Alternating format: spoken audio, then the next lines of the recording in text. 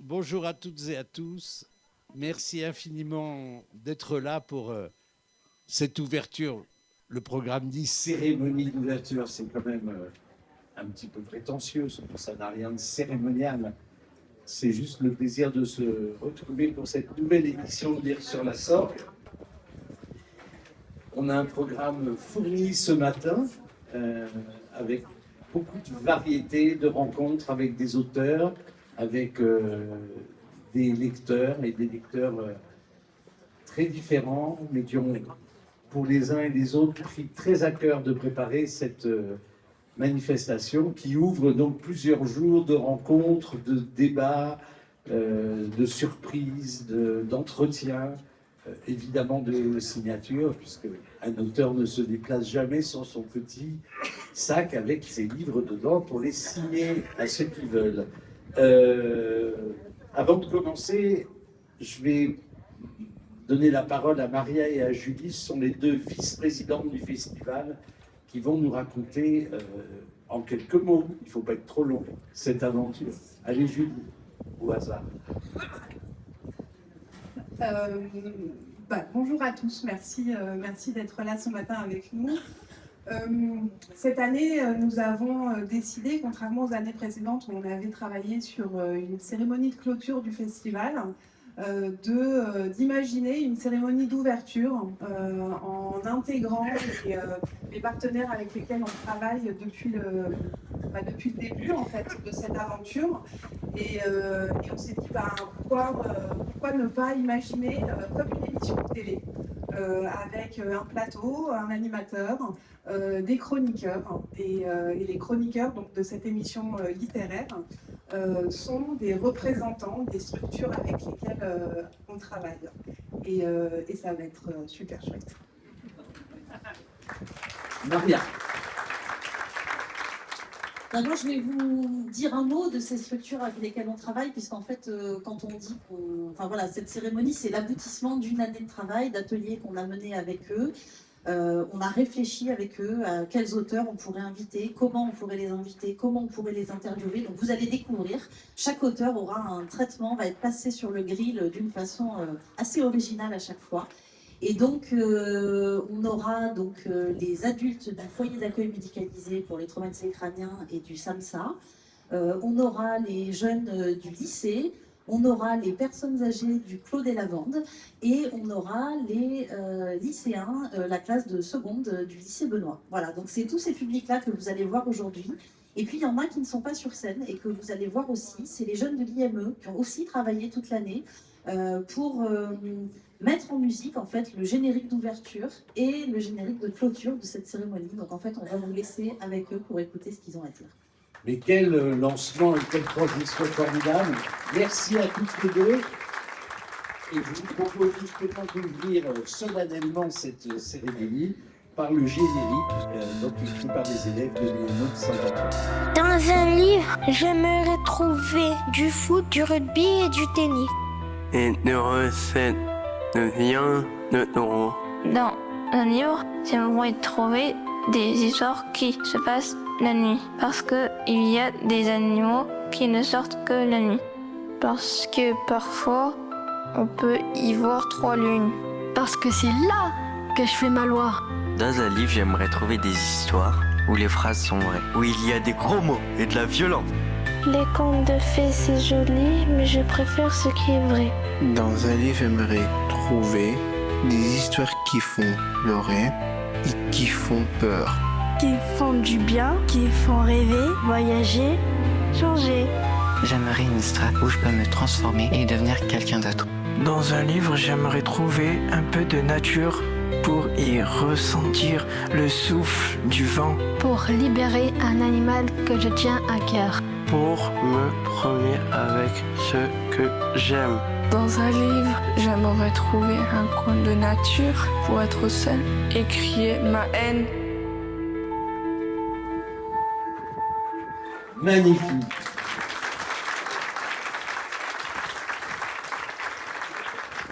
On peut difficilement préparer le plaisir de lire. Alors pour débuter cette émission, nous allons accueillir nos premiers chroniqueurs Loïc, Mathieu et Annie du foyer d'accueil médicalisé et du SAPSAMSA, ainsi que Gilles Marchand, le parrain de cette émission et de cette édition.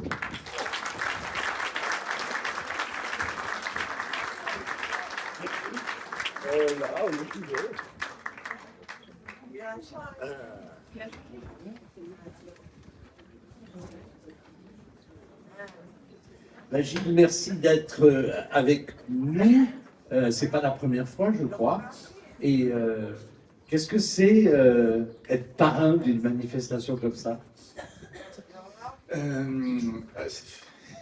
Question. On m'a dit qu'il fallait être assez rapide, donc j'ai essayé de l'être. Moi, j'ai 2 filleuls, et donc je ne sais pas si le festival est devenu mon filleul. Mais en tout cas, c'est une grande fierté, c'est un grand plaisir parce que moi j'ai eu la chance d'être invité pour la première édition et d'y revenir plusieurs fois.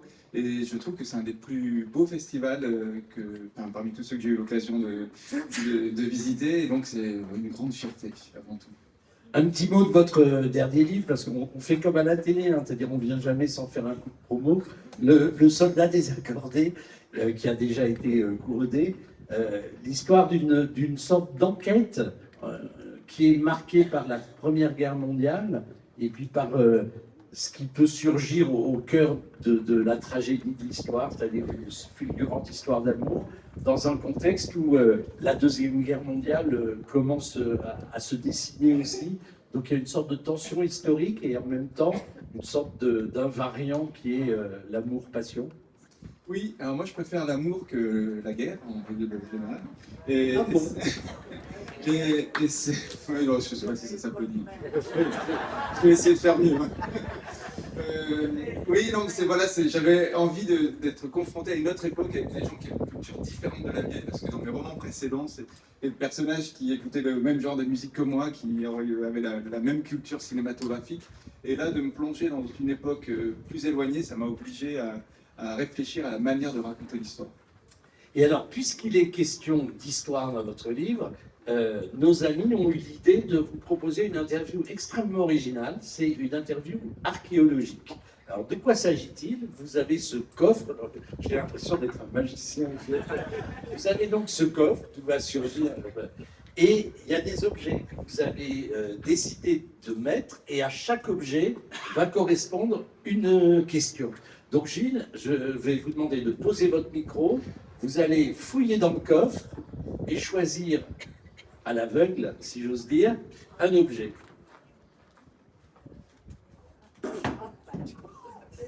C'est un fruit de la passion. Ah, fruit de la passion, bougez pas. C'est qui, fruit de la passion?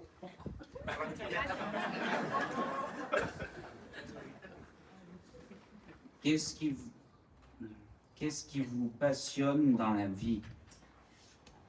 Alors, ce qui me passionne dans la vie, la musique, je pense toutes les formes d'expression artistique et les moments où justement les différentes formes d'art se croisent. J'ai eu l'occasion là cet hiver de faire une lecture ici à l'hôpital avec 3 danseuses et je trouve que ça fait partie des choses qui m'animent et qui me nourrissent. C'est ce que je conseille souvent aux jeunes écrivains, aux jeunes futurs écrivains qui me demandent des conseils, c'est de jamais se cantonner à une forme d'expression artistique. Allez, un deuxième objet. Elle va la réponse? Elle te suit? Oui. T'as le droit, vous avez le droit de... Il peut le faire.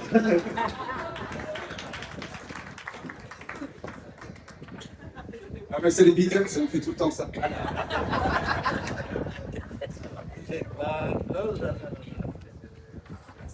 Il faudrait pas qu'il y ait du vent qui se mette de là-bas. Alors, c'est qui la question? Ah, c'est toi.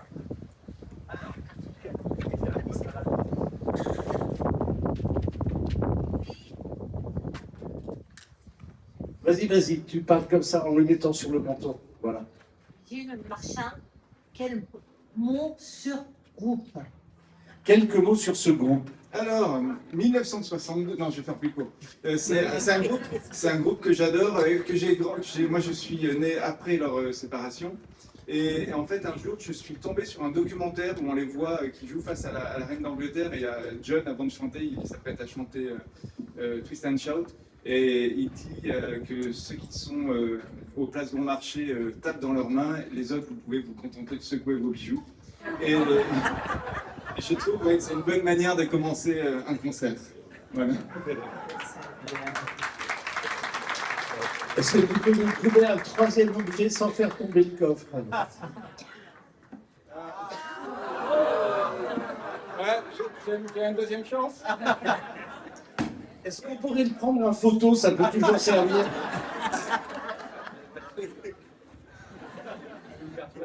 Je suis très content de... Je veux bien la question qui va avec. Alors, tu l'as, tu arrives à la lire. Tu veux que je te tienne le micro? Je suis pas là. C'est parfait. Voilà. Donc, je te dis. Il marche pas là. Si, on l'entend. Non, c'est que je pas d'irriter. Faut-il être torturé ou en souffrance pour être écrivain?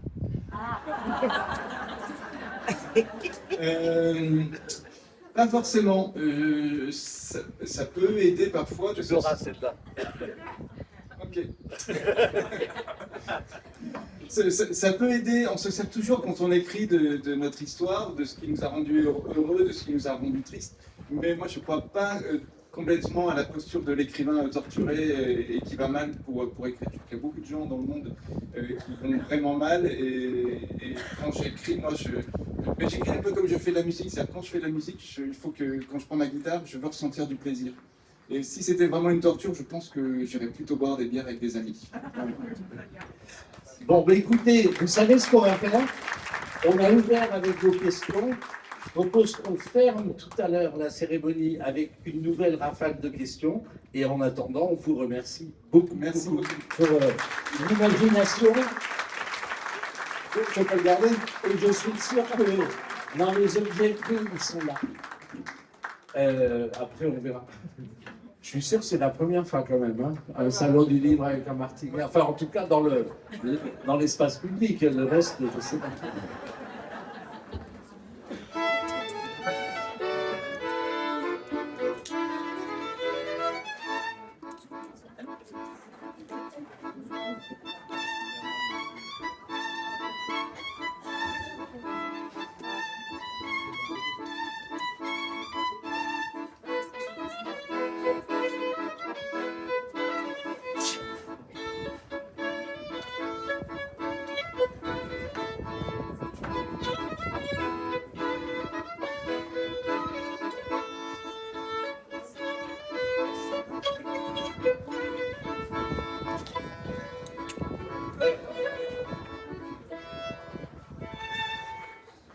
Merci.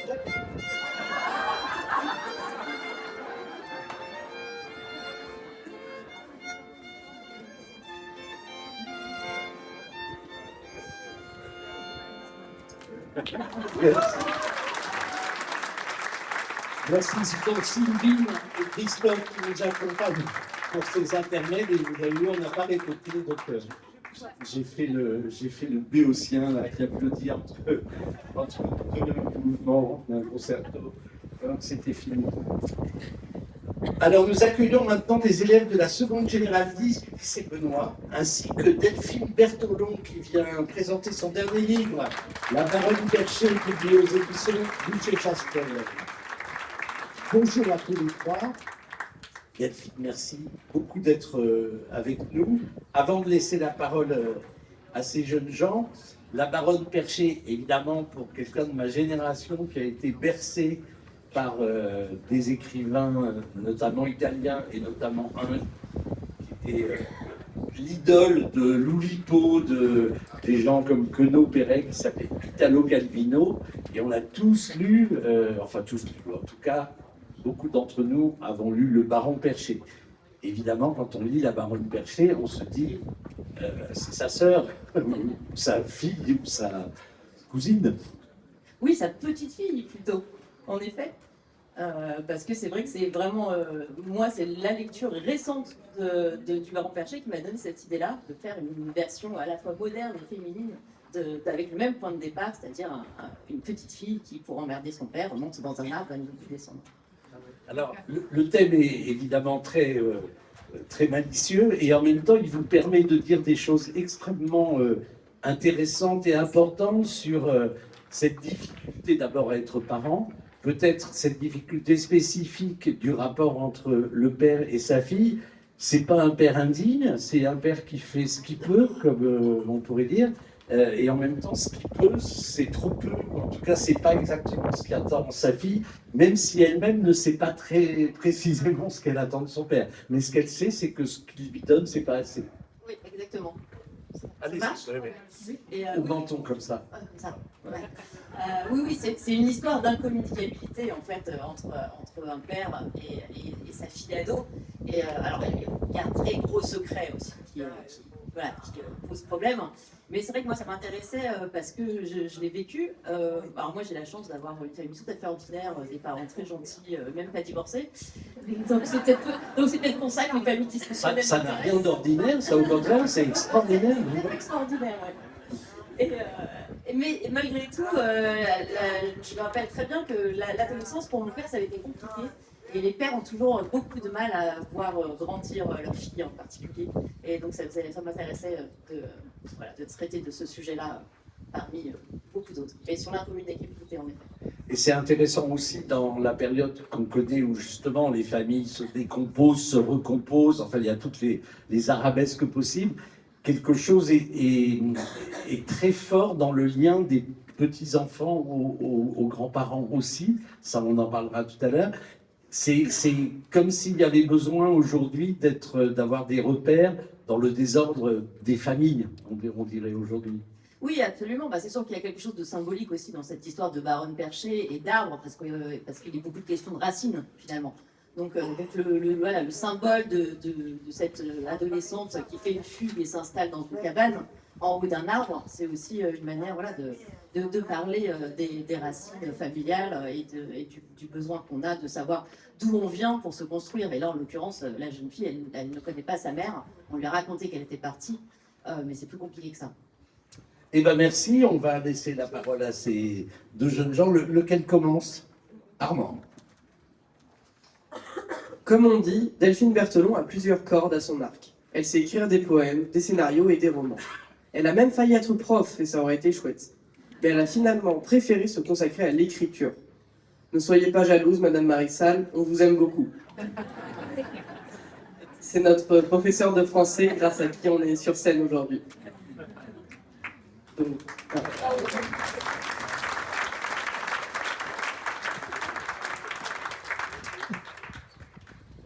Donc, née à Lyon, Delphine Berthelon a, comme beaucoup, fait le choix de s'installer dans la capitale. Mais peut-être que, comme certains, elle fera un jour le chemin en sens inverse pour profiter de la douceur de vivre des contrées moins stressantes. La baronne perchée, qu'elle est venue présenter ici, vient à la suite de nombreux livres destinés aux ados, mais aussi aux adultes.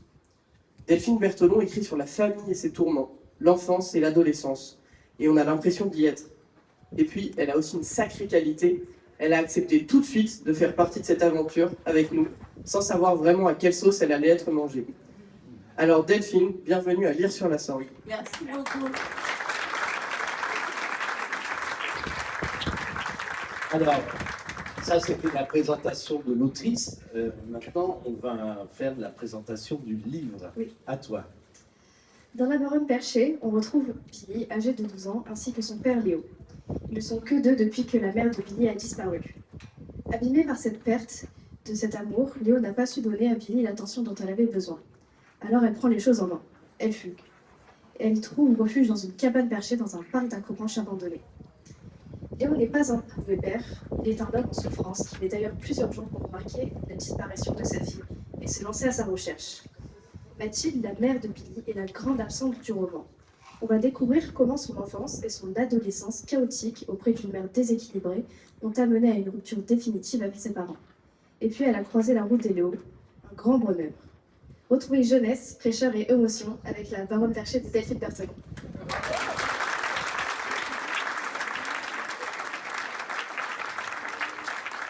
C'est très rare d'avoir c'est très rare d'avoir des journalistes et des chroniqueurs qui ont visiblement lu le livre.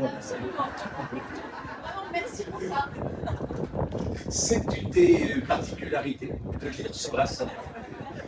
Donc vous voyez que 2 élèves sur scène, mais c'est toute la classe qui a préparé et travaillé cette année sur le livre de Delphine Berthelon.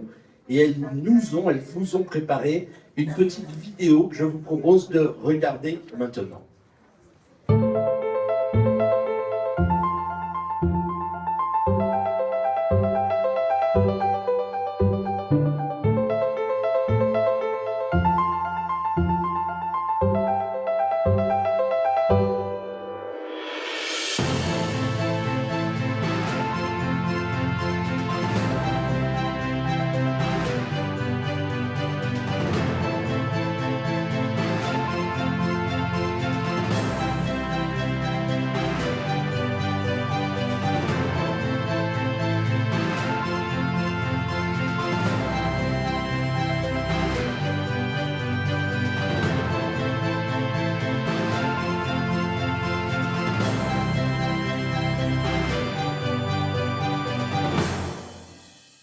Eh ben, quel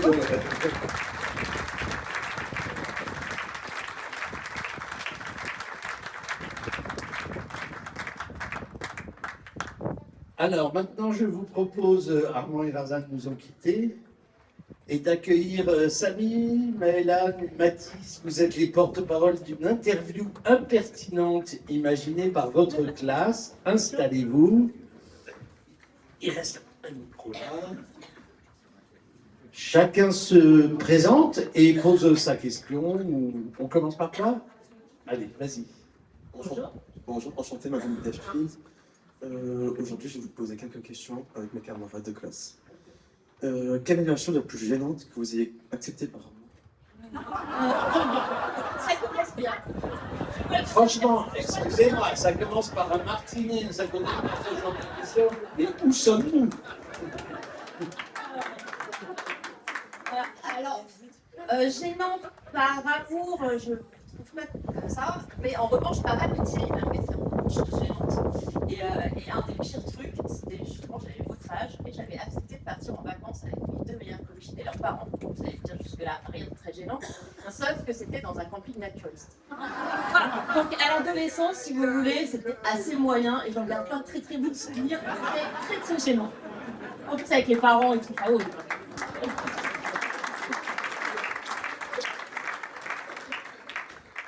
La deuxième question? Ah, c'est à toi, pardon. Quel était votre celebrity crush quand vous étiez ado? Alors, il y en a 2, dans 2 genres différents. Évidemment, comme beaucoup de filles de ma génération, c'est Tom Cruise dans Top Gun. Et Jean-Jacques Goldman. Je suis hyper amoureuse de Jean-Jacques Goldman. Bon, en même temps, Tom Cruise, il était la semaine dernière à Cannes, plutôt pas mal conservé. Bah oui, on début, et il a fini un pacte avec Jean-Jacques Goldman, tu as une chance sur 2 de le croiser à Marseille quand il s'y balade, donc peut-être que c'est pas mal d'être là. Ouais, c'est pas mal. Stratégie. Bonjour Delphine. Quelle est la chose la plus bizarre que vous faites quand vous êtes seule?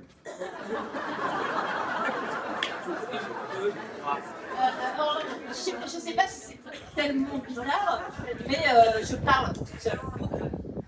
Et si, c'est un peu bizarre. Et depuis le confinement, c'est pire. Donc c'est pas genre, voilà, vraiment, je peux vous tenir à moi-même des conversations entières. Et je dis beaucoup de gros mots dans ces cas-là.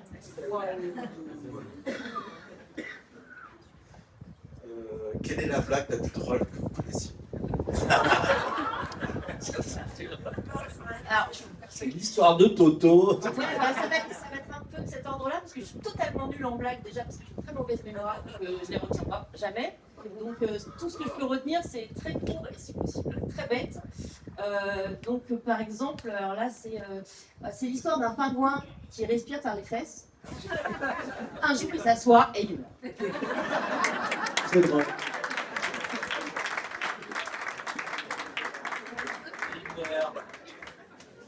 Quelle est la pire excuse que vous ayez sortie pour éviter un rendez-vous? Je suis très mauvaise menteuse, Donc il faut quand même que ce soit basé sur un peu de faits réels, mais c'est vrai que moi j'habite dans un vieil immeuble et dans lequel il y a sans arrêt, j'habite sous les toits, dans lequel il y a sans arrêt des inondations et des dégâts des eaux. Donc ça arrive plusieurs fois pour de vrai, si ce n'est que cette affaire de dégâts des eaux, ça m'a bien servi plusieurs fois, un peu comme dans les séries américaines, les adolescents où leur grand-mère elle meurt 3 fois par an. Donc voilà, moi ça a été pas mal mon excuse pour éviter des rendez-vous qui me saoulaient, de dire que j'avais un dégât des eaux et que je pouvais pas partir chez moi parce qu'il fallait que je gère les bassines. À toi. Quelle est la célébrité la plus connue de vos contacts? Moi je connais pas de superstar, mais peut-être qu'en ce moment la personne la plus connue qui est dans mon téléphone, c'est Coralie Farja. Alors ça vous dit peut-être rien, sauf qu'elle a eu, c'est la réalisatrice de Substance, ce film d'horreur, voilà, terrible, qui a eu le prix du scénario à Cannes l'année dernière et un Oscar pour Demi Moore. Donc c'est quand même de toutes mes copines la seule qui fait carrière à Hollywood, quoi. Donc c'est quand même pas rien. Donc voilà, maintenant son Instagram, c'est elle pose avec Tarantino, etc.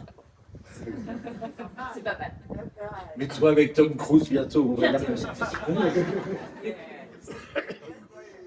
Encore une. Avez-vous peur pour la génération actuelle avec l'arrivée du bac de maths? Oui. Parce que moi, alors les maths, c'était pas mon truc. Hein. Donc vraiment, je compatis d'avance.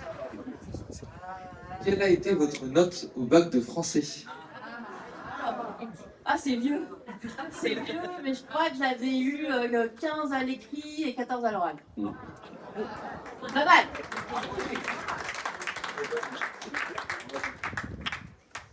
J'aime pas lire, je peux lire quoi? Bon alors déjà, pas aimer lire, ça n'existe pas. J'y crois pas du tout. Ça veut dire qu'on n'a pas encore trouvé le bon livre, le bon genre. Voilà, il faut continuer à essayer. Mais je dirais, si vous aimez vous faire un peu peur, n'importe quoi de Stephen King. Et si vous aimez rigoler, n'importe quel roman de Fabrice Caron. Il y en a encore une? Non, c'est fini? C'est fini, c'est fini, d'accord. Les élèves de la classe ont préparé une petite surprise en s'inspirant des thèmes abordés dans votre livre, chère Delphine. Ils ont écrit pour vous une séquence appelée « L'écriture en cadeau ». Ce sont leurs mots à eux, mais ils sont la voix de toute leur classe. Je vous laisse démarrer. Mon lieu de refuge, c'est mon ordinateur quand le bruit du monde me fait mal. C'est chez moi. C'est la montagne. C'est avec mon frère. C'est le sommeil. C'est les balades seules au printemps. Moi, ce qui me met en colère, c'est quand on ne m'entend pas. C'est quand on me dit que j'ai tort alors que j'ai la preuve. C'est d'être incompris. C'est les hommes. C'est mon frère. C'est les matins. Ce qui me manque dans ma vie, c'est l'insouciance. Ce qui me manque, c'est d'être heureux. C'est rien. C'est la liberté. C'est d'avoir confiance en moi. C'est la vie d'avant. J'aimerais dire à mes parents qu'ils ne m'ont pas toujours vu. Ils sont gravement ensemble. Que c'est moi qui ai cassé la voiture. Que j'ai peur de leur dire au revoir pour la dernière fois.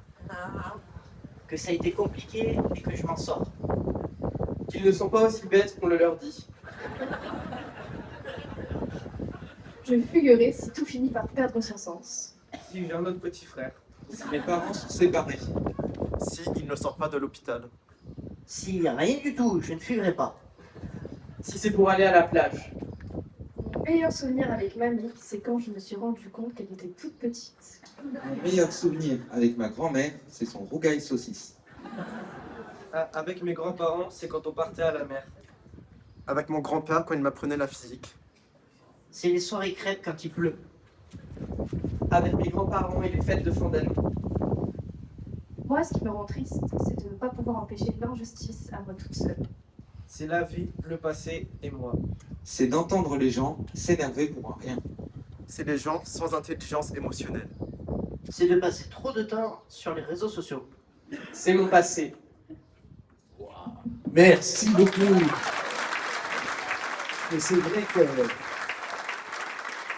quand on a lu votre livre, On voit très bien que il y a plein d'échos. Merci à tous. Chère Delphine, merci. J'espère que vous aurez apprécié cette séquence pleine d'humour et de délicatesse.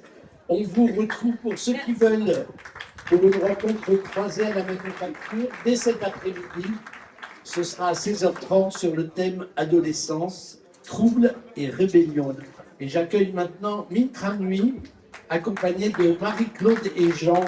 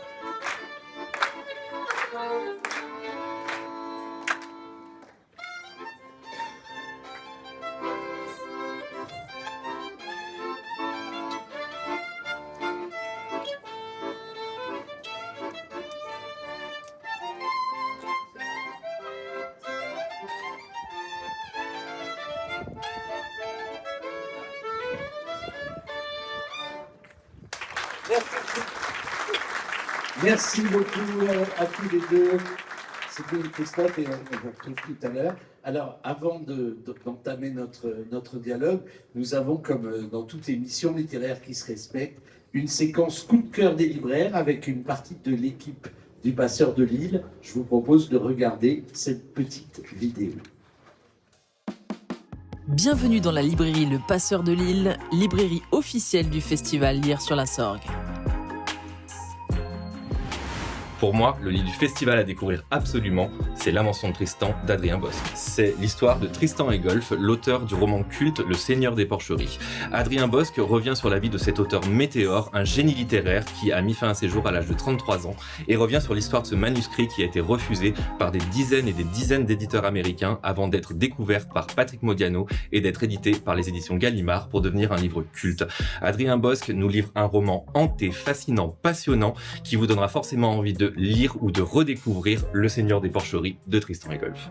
Et retrouvez Adrien Bosc ce samedi à 17h à la Galerie 4RT. Le livre du festival dont j'avais envie de vous parler aujourd'hui, ça a été pour moi une découverte, un deuxième roman de Kalindi Rampoul. C'est une autrice qui fait preuve de beaucoup d'inventivité, de beaucoup d'humour. Elle signe avec Greta et Marguerite une histoire qui commence assez classiquement, un peu comme un vaudeville. Un coup de foudre amoureux, un homme qui quitte femme et enfant pour aller vivre sa passion amoureuse. Finalement, c'est quelque chose qu'on a déjà vu. Mais ce qu'on n'a pas vu, c'est ce qu'il y a derrière cette histoire. Une histoire d'amitié aussi, surprenante, des drames, des secrets, de l'émotion, du rire et, comme je l'ai dit, de l'humour. Donc je pense que c'est une rencontre qui ne vous laissera pas indifférent et je vous propose de découvrir Kalindi vendredi 30 à 17h à la Galerie 4RT. Yvan Gros a réalisé un travail de 10 ans pour adapter le Kinderzimmer de Valentine Gobi.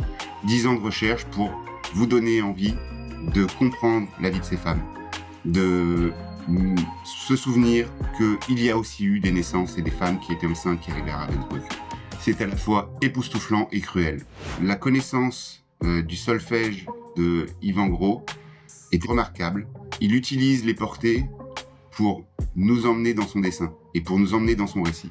Le rendez-vous de cette rencontre, samedi 31 à 15h30 à la Manufacture. Merci beaucoup. Et je pense qu'on peut aussi applaudir les libraires du Passeur de Lille et en général tous les libraires, parce qu'il n'y a pas un auteur ou une autrice ici qui ignore ce qu'il doit, ce qu'il ou elle doit aux libraires qui sont en effet, et c'est pour ça le nom est magnifique de ce rôle de passeur. Merci la passeuse là-bas. Alors, Marie-Claude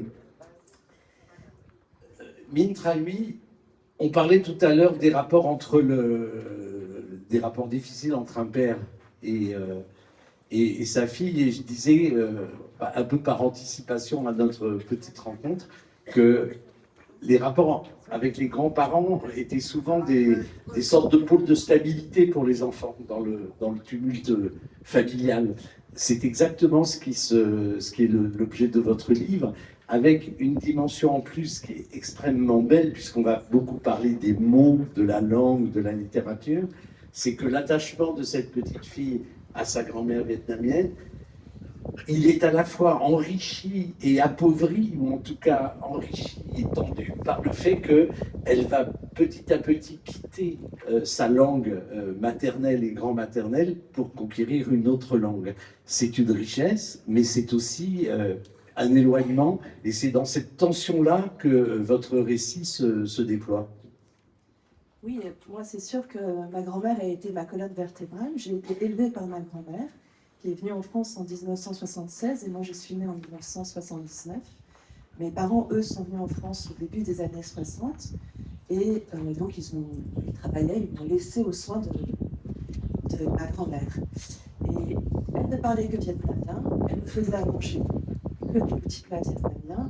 J'ai grandi dans une bulle de vietnamien jusqu'à ce que j'aille à l'école et que j'apprenne le français. Et à la fois, donc, il y avait une intense, que j'ai essayé de restituer dans le livre, une espèce d'intense lien émotionnel et sensoriel avec elle. Et dans le même temps, au fur et à mesure où j'ai grandi, en effet, le français a arasé peu à peu le vietnamien. La culture française aussi est venue araser peu à peu la culture vietnamienne. Et je pense que l'une des raisons pour lesquelles j'écris, c'est pour poser des mots sur cette rupture, pour refaire un lien entre nous. Et aussi parce que, quelque part, certes, ma grand-mère était une exilée, mais je pense qu'il y a différentes sortes d'exil, on est tous des exilés, et que l'écriture naît aussi de ça, à savoir que ma grand-mère était d'un autre pays, mais elle était aussi d'une autre classe sociale, puisque c'était une paysanne, elle a arrêté ses études en CM1. Et moi, par mon parcours, je me suis de plus en plus séparée d'elle, alors qu'elle était, et qu'elle demeure, sans doute l'une des personnes les plus importantes de ma vie. En tout cas, c'est un hommage magnifique à cette dame qu'on regrette de ne pas connaître en vrai. Merci, merci beaucoup. Alors, ils sont une petite dizaine du Clos des Lavandes à avoir travaillé toute l'année sur votre livre, et ils ont imaginé ensemble une manière de le mettre en lumière. Marie-Claude, qui a été particulièrement émue par votre roman, va nous en lire quelques extraits, et Jean vous posera quelques questions. Un premier extrait, Marie-Claude? Sur le menton. L'enfance est une vieille dame, aux mains blanches, aux cheveux lisses et aux yeux sombres. Le sillon fixé par une barrette de nacre, le coussin d'un foulard de soie, tu te tiens aux côtés de la petite fille que j'étais. Ayant vécu au rythme de la mousson, dans la lumière aveuglante et la moite chaleur du Vietnam, tu ne t'es jamais habitué au climat français. Son soleil timide et son ciel gris, sa bruine et ses bourrasques. Tu as toujours peur de prendre froid. On va le laisser passer.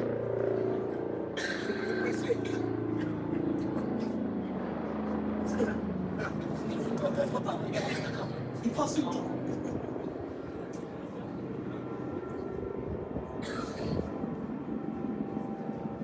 C'est un avion espion qui est tellement séduit par votre texte qu'il essaye de le piquer, mais continue. Tu as toujours peur de prendre froid et passes ton temps à t'envelopper d'étoiles, de châles, d'écharpes. Ici fonde le Chanel numéro 5, dont tu poses une goutte derrière l'oreille et sur le poignet chaque matin. Et l'odeur du lait à la menthe douce que tu passes régulièrement sur ton visage. J'adore ces senteurs mêlées. Il me suffit de les respirer pour accéder à un état d'apaisement, d'absolue tranquillité que j'aurai toutes les peines du monde à retrouver une fois adulte. Magnifique.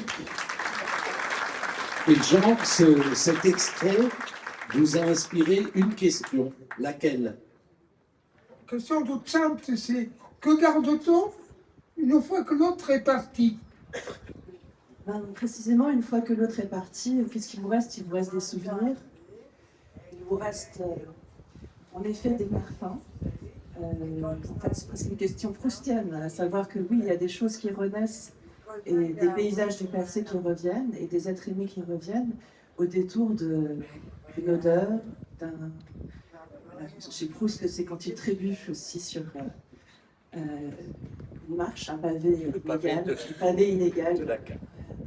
Et finalement, je dirais que c'est la raison pour laquelle aussi j'ai écrit le livre, c'est que ces souvenirs, ils s'affadissent quand même avec le temps, et que le seul moyen de retenir un peu ceux qui sont partis, le seul moyen de faire en sorte qu'ils vivent encore un peu, c'est d'écrire sur eux et d'espérer que, un peu comme l'ambre emprisonne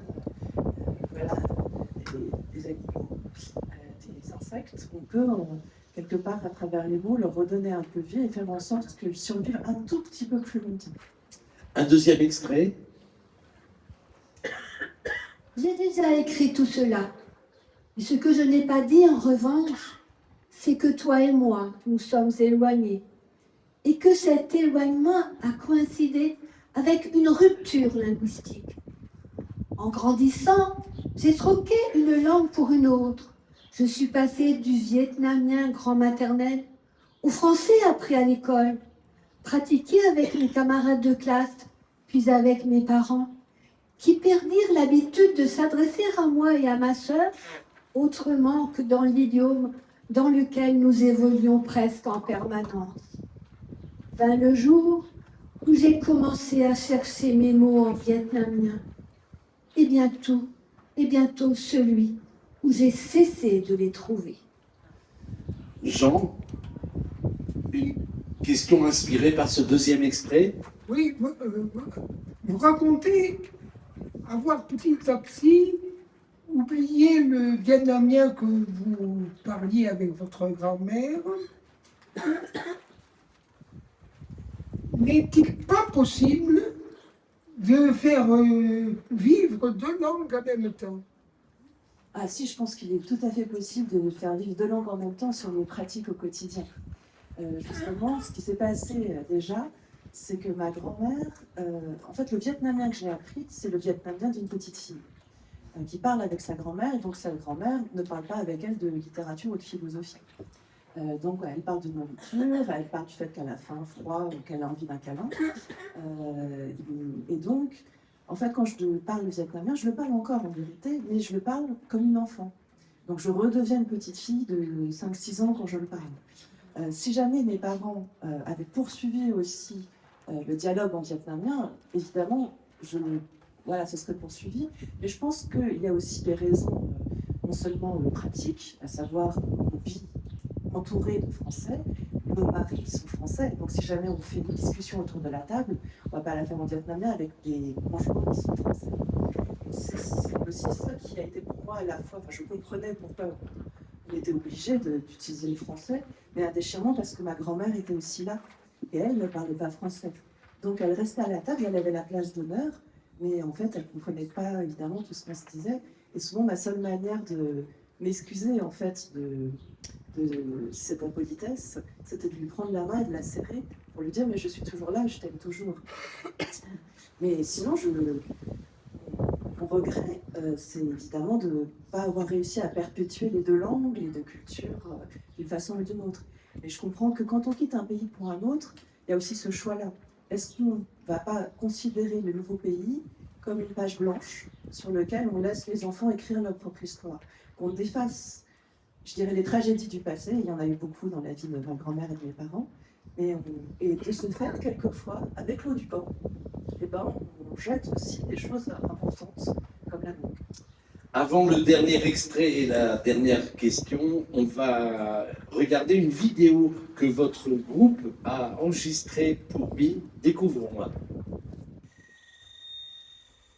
Grâce à la lecture de ce livre, je me suis imprégnée de la merveilleuse relation avec ma propre grand-mère.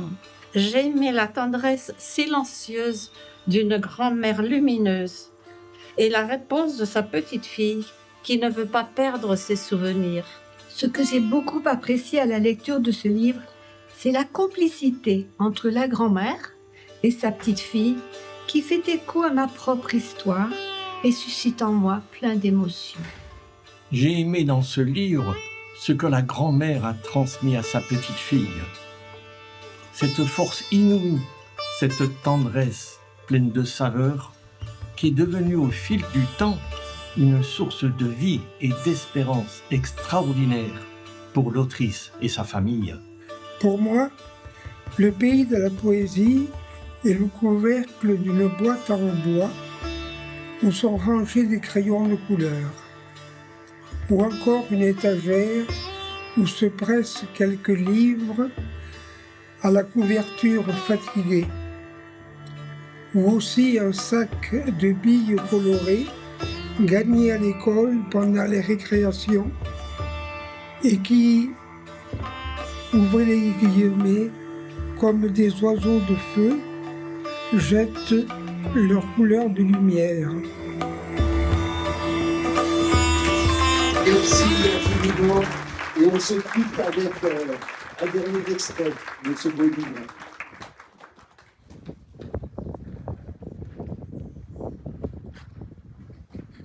Petite, je pensais que tes multiples talents domestiques me viendraient avec l'âge et que je finirais par en hériter. Et j'avais hâte de grandir. Je venais souvent te voir à la cuisine où tu officiais une bonne partie de la journée. Tu préparais les plats les plus variés avec un savoir-faire confinant à la virtuosité. Pour le goût, tu éminçais des carottes, des concombres, de l'omelette, de la viande de porc que tu saupoudrais d'herbes et de cacahuètes pilées. Ah, j'adorais cette juxtaposition de couleurs, orange vif, vert jade, jaune d'or, et de textures telles tantôt moelleuses, tantôt croquantes, qu'on pouvait sortir dans une seule et même bouchée. Jean, une dernière question. Quand vous étiez enfant, votre grand-mère était votre héroïne. Pouvez-vous nous raconter comment vous avez vécu cette cohabitation? Surtout que vous avez découvert qu'elle était aussi, enfin, c'était votre héroïne personnelle, mais vous avez découvert qu'elle était une héroïne au Vietnam. En quelques mots. Sinon, il faut lire le livre. Alors, en fait, c'est vrai que vous voulez redonner en fait une définition de l'héroïsme aussi à travers ce livre, à savoir que vous avez les héros apparents, je ne sais pas, qui prennent les armes, se défendent contre l'envahisseur. Vous avez des héros dont les exploits sont célébrés. Et puis vous avez des héros et des héroïnes comme ma grand-mère qui sont des survivants. Et qui, en fait, pour moi, elle a survécu. Son mari a été assassiné, son beau-père a été assassiné, elle a perdu ensuite sa petite fille. L'homme qui les a accueillis avec mon père, lui est mort en camp de rééducation. Donc elle a vécu énormément de tragédies, elle a dû fuir plusieurs fois, elle a manqué perdre la vie plusieurs fois. Et ce qui m'a beaucoup frappé avec le temps, et je pensais à ça l'autre jour en lisant la philosophe Simone Weil, à savoir, alors que tout lui avait été retiré, elle a quand même continué à donner de l'amour et à prendre soin des siens. Et Simone Weil, elle a cette phrase très belle, cette idée très belle, comme quoi, en fait, le mal est sans profondeur, c'est le bien qui a de la profondeur. Le mal est sans début, en fait. Ça ne veut pas dire qu'il n'est pas dévastateur, ça ne veut pas dire qu'il ne peut pas causer énormément de dégâts, mais justement, il n'a rien de mystérieux, tandis que le bien, lui, l'est. Parce que comment est-ce qu'on peut choisir de se sacrifier pour quelqu'un d'autre? Ça, c'est le vrai mystère. Et pour moi, ma grand-mère est un peu un emblème de cette idée. Et son héroïsme, c'est aussi l'héroïsme de ceux qui ne se racontent pas, de ceux qui pensent qu'ils ne sont pas dignes d'être racontés, de ceux qui ne songent pas à être racontés. Parce qu'il y a une génération qui ne se confie pas, on va pas voir plus. Et on garde pour soi les couleurs passées. Merci infiniment de cette rencontre.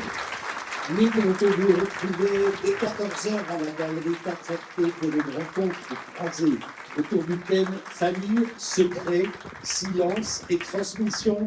Merci Jean, merci à toute l'équipe du Clos des Lavandes. Attention à la marche, comme on dit.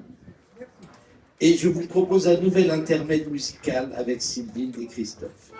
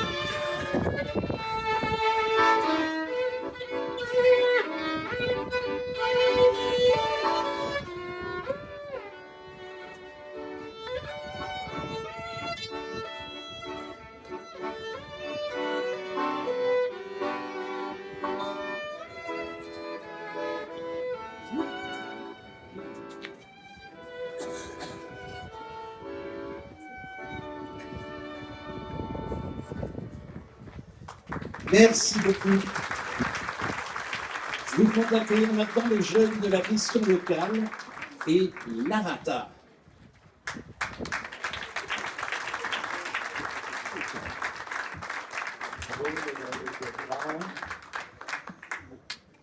Alors. Give it to me, l'ARATA, c'est, ça parle. Comment parler de ce livre? Non, on ne parle pas, il faudrait. En fait, c'est un multimédia à elle tout seule. Elle écrit, elle chante, elle gueule, elle se révolte.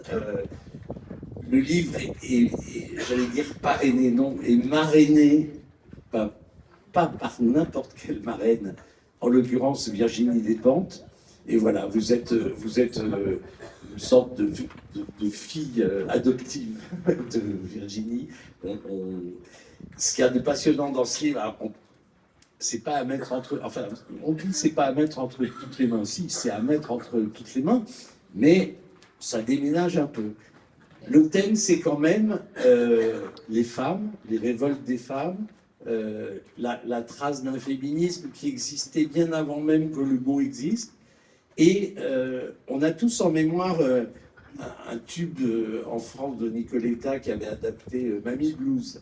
En fait, c'est l'histoire des Mamie Blues, des mamies du blues, et vous montrer à quel point, dès l'origine, d'abord, le blues est extrêmement féminin, que ici comme ailleurs, ce versant féminin du blues a été gommé ou relativisé par les hommes, et aussi que ça a suscité et fait naître un nombre incalculable d'héroïnes qui ont très souvent payé de leur vie, de leur voix, de leur santé, de leur amour, le fait d'être une femme, parce que dans la musique aussi, c'est très difficile d'être une femme. Et c'est donc à la fois une encyclopédie de ces femmes du blues, et puis un hymne à la femme en général. Absolument, merci. Bon, voilà, au revoir. C'est tout. Bon, on va continuer avec eux. Alors, ils ont, eux, les jeunes de la mission locale, imaginé 2 formes d'interview pour vous. La première, c'est un bel hommage, j'ai trouvé comme idée, c'est une interview musicale, et puis après, ce sera une interview surprise. Alors, qui prend en charge l'interview musicale? Alors, vous allez poser une question, le temps qu'elle réponde, on va caler une illustration du titre pour ceux qui n'auraient pas tout en mémoire. Allons-y. Quelle chanson écoutez-vous en boucle quand vous étiez ado? C'est forcément Janis Joplin. Je traversais mon adolescence avec Janis Joplin. c'est pareil que je suis rentrée dans ce délire les chanteuses. Et je dirais que c'est try a little bit harder. Parce qu'à l'époque, je ne savais pas. J'étais adolescente, je ne parlais pas anglais, je ne comprenais rien, mais j'aimais beaucoup cette énergie de Janis Joplin dans la voix. Et un jour, un peu plus tard, j'ai découvert qu'en fait, cette chanson, elle parlait de comment les femmes, les filles, on doit toujours faire plus fort pour réussir moins. Et ça me parlait beaucoup, plus que mon frère pour réussir moins, ma mère plus que mon père pour réussir moins. Donc ça, c'est la Try.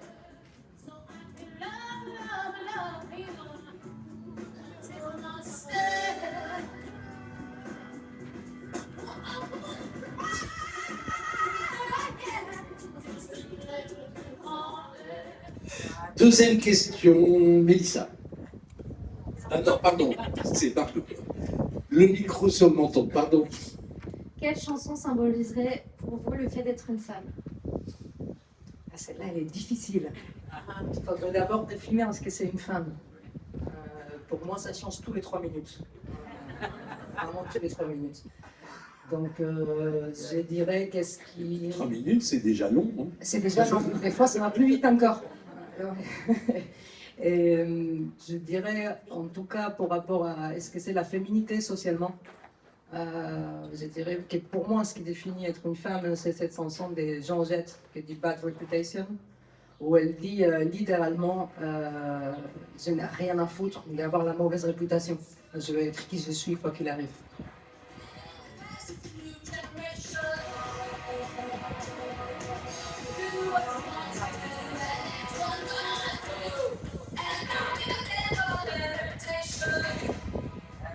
Mélissa. Quelle est la meilleure chanson pour draguer? Il y en a plein. Il faut, pour moi en tout cas, il faut que ça soit une chanson avec du rythme, avec un beat. Et je suis espagnole, donc s'il y a des airs latinos derrière, encore mieux. Donc je dirais c'est tube qui a fait Cardi B avec I Like It Like That. I like dollars, I like diamonds, I like stunning, I like shine, I like $1 million bills. Where's my pen? Bitch, I'm signing. I like those Balenciagas, the ones that look like socks. I like going to the Tula, I put rocks all in my watch. I like Texas from my exes. Ah, c'est sûr que la drague, ça marche. Avec Après, ça marche, c'était en soirée. Ah ben, c'est clair. Ça passe moins bien. Ben justement, très bonne transition. Autre question. Vas-y, vas-y. Que chantez-vous sous la douche? Je chante. Ça dépend si t'es seul, si t'es pas seul sous la douche, j'imagine. Ah non, je chante tout. Mais je chante plein de choses, mais je trouve du plaisir à chanter du coup en espagnol.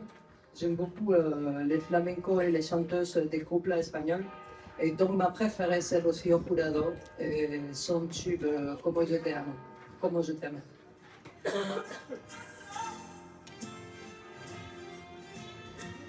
C'est dramatique, c'est bon.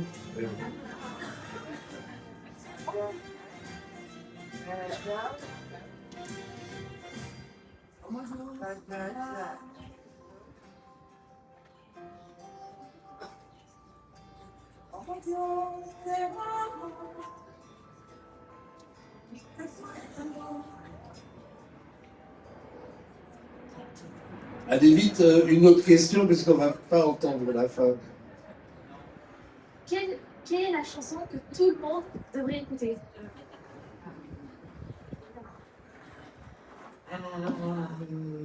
I Feel Love de Donna Summer. Pour moi, c'est un pont entre les vieux mondes et les futurs. C'est une chanson des années 70. Et vous l'entendez, ils ont créé les sons du futur. Il y a de la musique aujourd'hui qui continue à s'entendre exactement comme ça. Pour moi, c'est vraiment une chanson clé pour articuler deux mondes différents.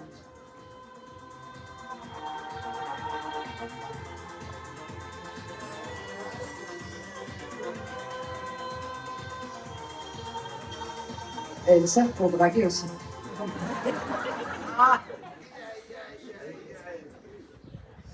Allez, encore deux questions. Quel Quel est le premier disque que vous avez acheté et l'écoutez-vous encore? Premier disque, c'était le 5e de la chanteuse espagnole Luz Casal, que peut-être vous connaissez par les films d'Almodóvar. Ce qui est drôle, je peux écouter encore Luz Casal, ouais, assez souvent. Cet album moins. Mais ce qui est drôle avec cet album, c'est qu'un jour j'étais en voiture avec mes parents. J'avais, je sais pas, 13 ans. Et une de ces chansons sonnait dans la radio de la voiture. Et je connaissais les paroles par cœur. Je ne savais pas qui c'était Luz Casal ni la chanson. Donc je suis allée tout de suite acheter l'album, et c'était mon premier CD. C'était cette chanson. C'est pas mal pour draguer aussi. C'est sexy aussi.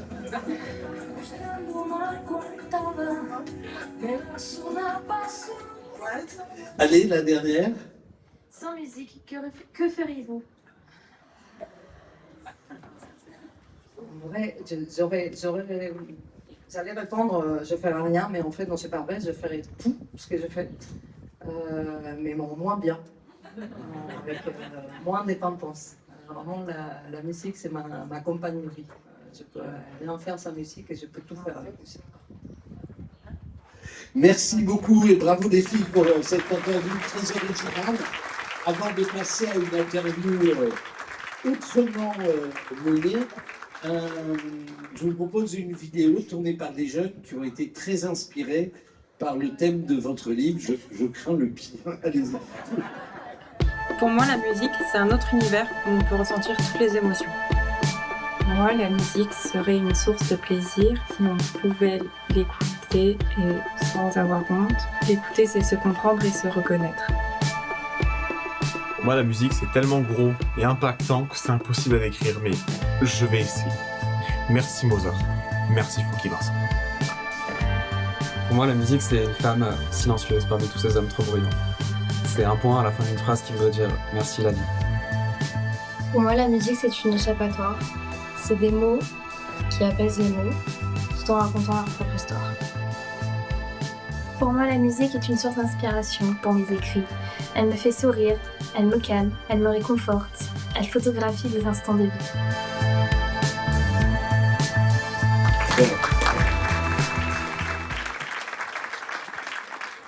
C'est une façon d'aborder le livre, je dirais, c'est la façon pour mineur et soft. Et puis, voilà. Après, il y a une façon pour majeur, moins soft. Moins soft. En tout cas, allez-y parce que c'est un régal et on y apprend énormément de choses. Alors, Mathias, c'est toi pour quelques questions plus sérieuses. Sébastien, pourriez-vous décrire votre livre en quelques mots?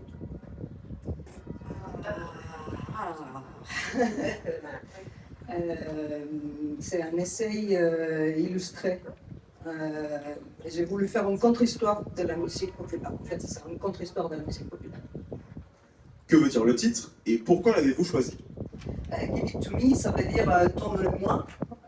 C'est une phrase qui est dans l'histoire de la musique. Depuis le début, les premières blueswomen au début du siècle dernier chantaient déjà tourne-le-moi, que ce soit l'argent, le respect, l'amour, le sexe ou le plaisir. Quel a été l'événement déclencheur de l'écriture de ce livre?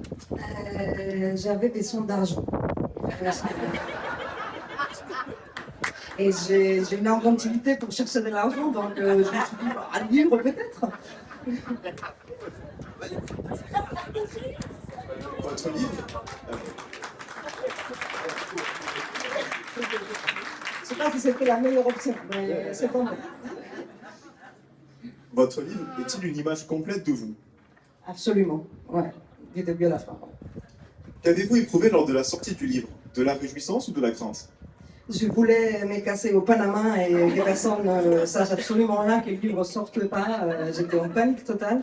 Et après, finalement, je kiffe, je profite de chaque instant. Une amie à Barcelone m'avait dit, même si tu paniques, essaye de profiter de chaque moment.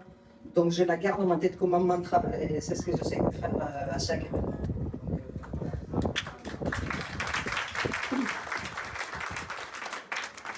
Quelle est la meilleure critique qu'on puisse vous faire et la pire?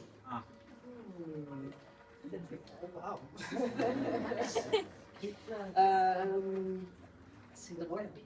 Je sais pas, au début, je me disais, ça va être important pour moi que les gens qui connaissent la musique, qui écrivent sur la musique, me fassent des compliments. Et en fait, finalement, ça n'a aucune importance.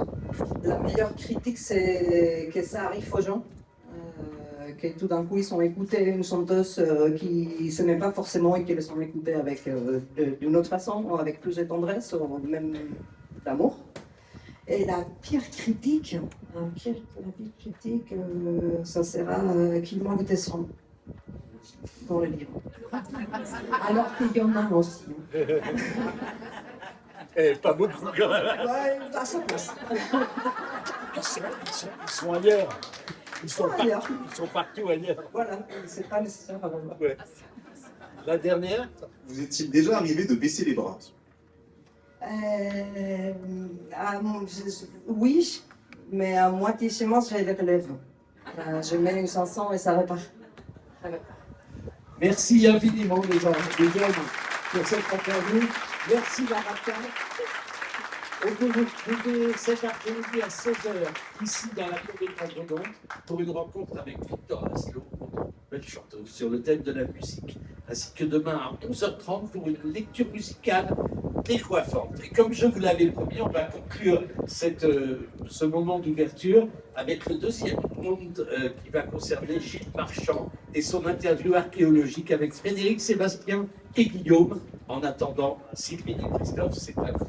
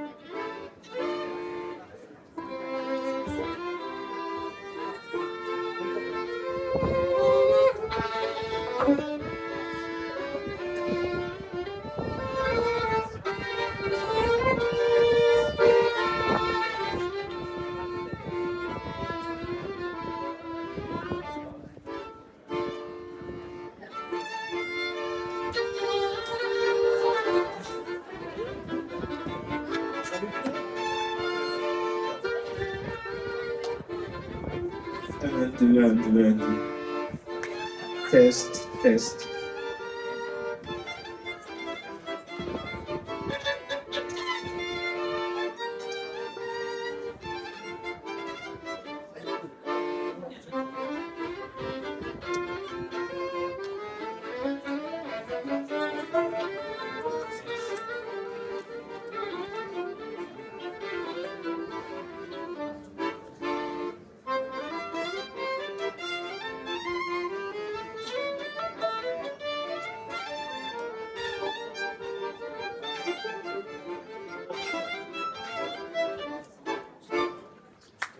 Bravo et merci infiniment.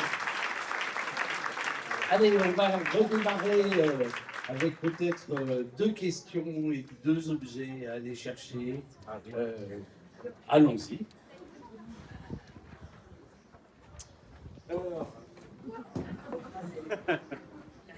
Ah, c'est une bougie. C'est toi la bougie? C'est la mienne. Voilà, qu'est-ce qui dans votre vie est source de lumière? Qu'est-ce qui dans votre vie est source de lumière? Quelle belle question. Beaucoup de choses, un peu comme Larata, la musique. Moi j'ai besoin de musique tous les jours, j'en écoute. C'est une des choses, je passe plus de temps à écouter de la musique qu'à lire. La musique, et puis c'est un peu cliché de dire ça, mais l'amour et l'amitié, ça fait partie des choses qui nous rendent heureux, et quelles que soient les situations qu'on doit affronter, c'est plus facile quand on est bien accompagné. On savait commencer par un martinet, ça finit par l'amour. Allez, un autre objet. Un petit sac Appel Assurance, partenaire du festival, j'imagine. C'est une trousse de secours, voilà. Voilà. Avec une trousse à pharmacie. Alors, dans vos livres, on rencontre souvent des personnages fracassés, abîmés, survivants. Cela fait-il écho à votre propre histoire? Moi, je préfère les Martinets. Ah bien. Il y a le martinet et la trousse de secours. Oui, ça va avec. Un petit peu, mais en général, j'essaie de cacher un petit peu mes blessures et de les donner à des personnages. Mais sinon, quand la vie est faite comme ça, avec moi, ce qui m'intéresse, c'est de mettre un peu la lumière sur ceux qu'on ne voit pas forcément, ceux qui ne sont pas au premier rang sur la photo. Et je trouve que souvent, ces gens-là ont plus de choses à en raconter. Et moi, mes héros personnels sont ceux qui sont partis de plus bas en général. Voilà. Bravo. Allez, encore 2 objets. Ouais. Avant de nous séparer. Une plume en or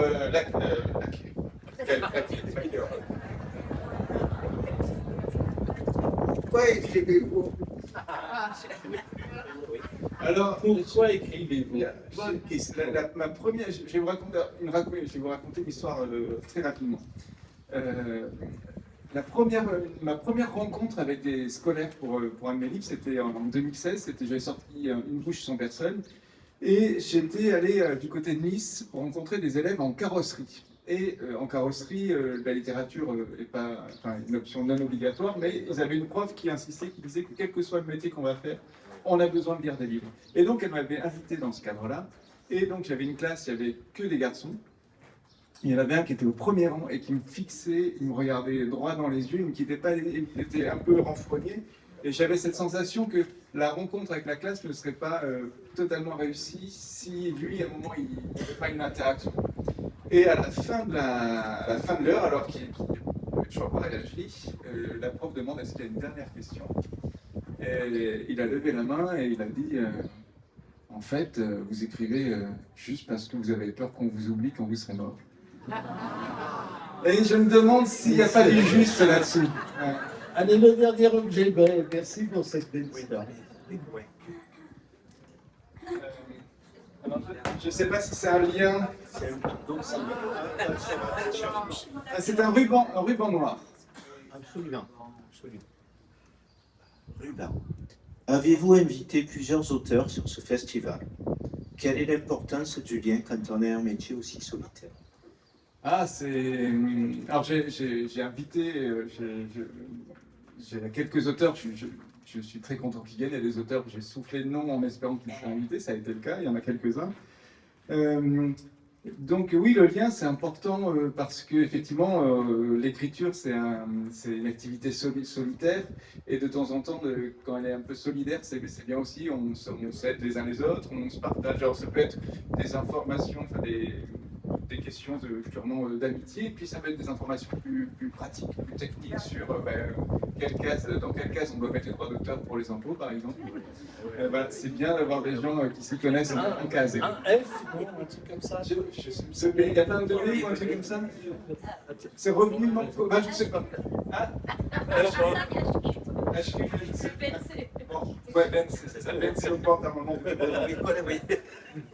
Merci beaucoup Gilles, merci à tous les deux. Merci beaucoup. Gilles, on peut vous retrouver demain matin à 10h30.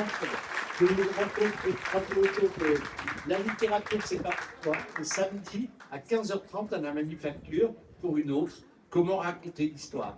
Avant de nous quitter et lancer le générique de fin écrit par les élèves de l'IME, Frédéric, éducateur aux femmes, vous vouliez rendre hommage à Lionel, un des résidents qui aurait dû être parmi nous aujourd'hui.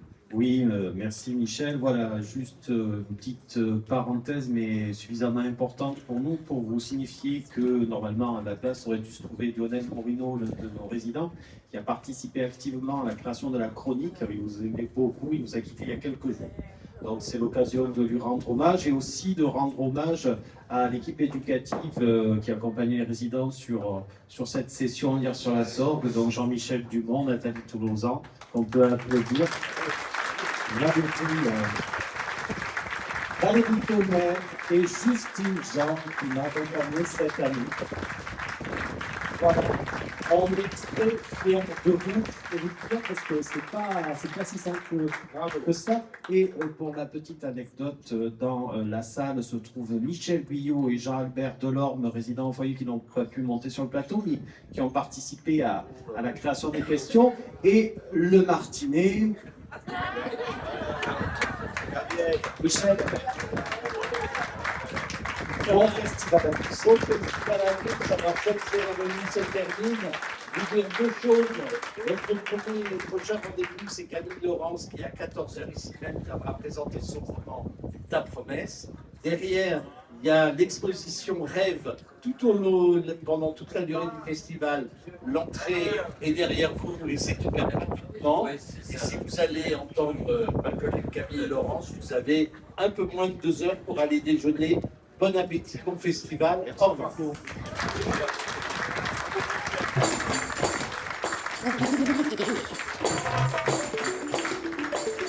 Mesdames et messieurs, grâce au livre du festival, vous pourrez voyager jusqu'en campagne, voir d'autres paysages. Voyager vers d'autres pays, ou peut-être même dans des endroits inconnus. Vous pouvez y découvrir la chocolaterie de Charlie ou le pays des merveilles.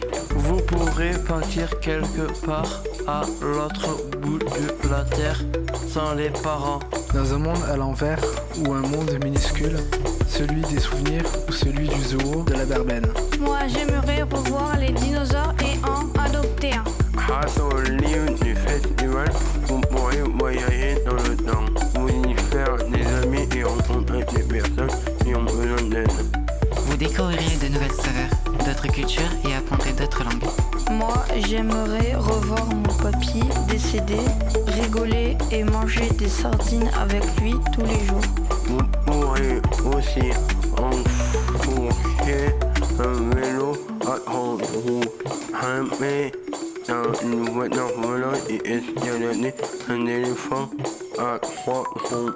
Moi, j'aimerais être immortel et avoir beaucoup de supermarchés pour donner à manger aux pauvres. Vous pourrez chevaucher un balai carré avec des étoiles, jeter un sort avec une baguette magique blanche et dorée, ou vous couvrir d'une cape magique jaune qui fait danser. Moi, j'aimerais aussi habiter dans un ranch ou à Tahiti, là où l'eau est si claire. Je voudrais aussi voir Maître Gims en vrai. Grâce au livre du festival, vous pourrez admirer un tableau qui parle. Prenez le temps de découvrir ces paysages, d'en écouter la musique, de laisser aller votre imagination et d'entrer dans vos rêves.